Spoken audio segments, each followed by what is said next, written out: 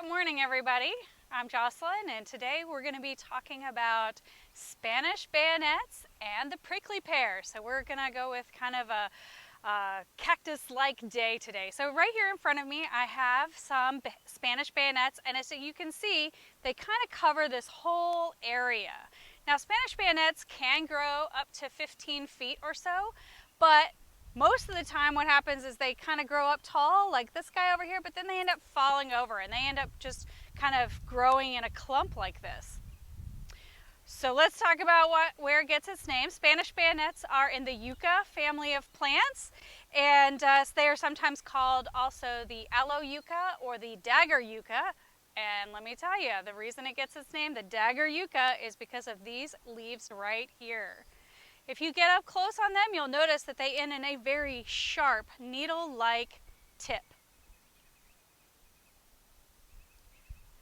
So, you don't want to get too close to these guys. A lot of times in Florida landscapes, these are used as security plantings under windows and around doors. You just want to make sure you don't plant them too close to walkways or where children might be, because they are rather dangerous. They can really injure someone. But they also have a lot of uses as well. They've been used in basket making, clothing, and even footwear for some Native American peoples. And I also read that they can use their flowers as a dessert. They kind of fry them up and use them as a dessert. One of the cool things about the Spanish bayonet is that it can only be pollinated by a Spanish bayonet or yucca moth. But it's wonderful flower stalks that can last for up to 3 weeks are great nectar plants for a whole host of butterflies. They all really kind of love it. Those spikes can get very, very tall, up to 3 or 4 feet tall, and they're just covered with these beautiful white blooms. So, next time you're around, take a look and check out our Spanish bayonets. Oh, you know what makes this a really great habitat? This is an awesome habitat for any kind of small creature that wants to avoid being eaten by a large predator like a fox or bobcat or something like that. They can't get in here. So lizards, small birds, and our gopher tortoise like to call this home.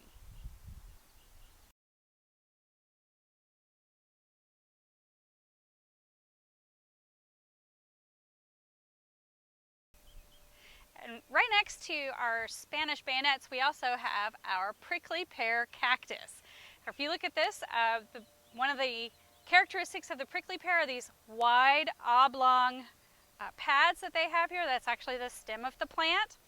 And then they usually have these little fruits coming up here. See, these are still green, but this one right here is purple. So this fruit is just about ready to eat. We also have a few different blooms in here today. I've got a couple back here, one up there. They're really pretty. So prickly pear blooms can be orange, pink, yellow. Ours are kind of a yellow color.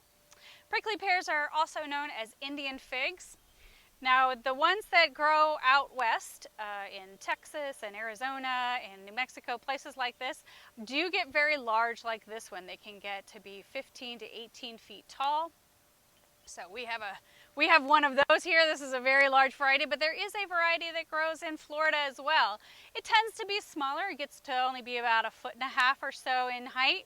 And it is also covered by spines that are longer. So this one doesn't have very long spines, but this one down here, I don't know if you can see, that's kind of more normal for the Florida version of our prickly pear, with those spines on there.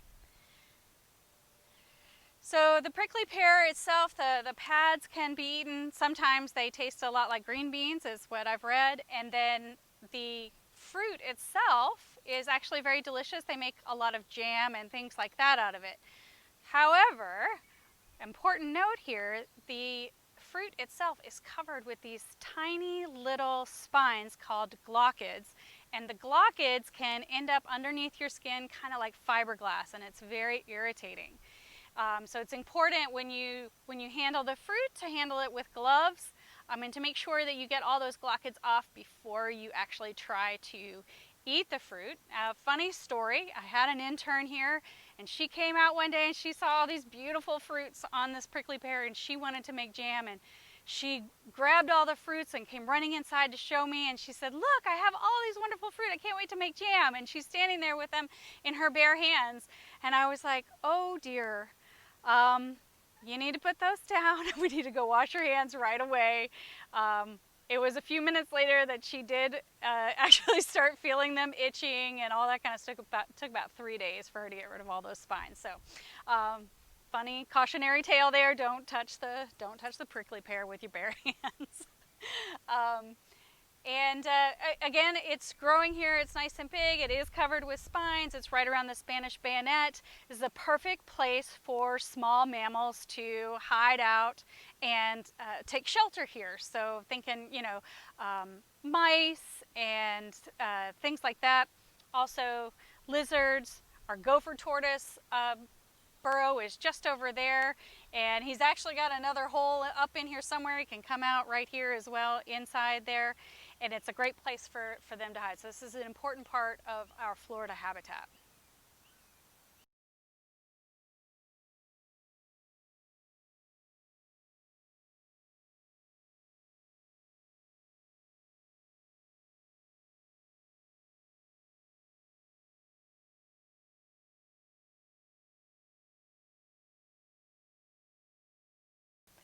So another note about our prickly pear fruits here, they are widely eaten by a variety of wildlife.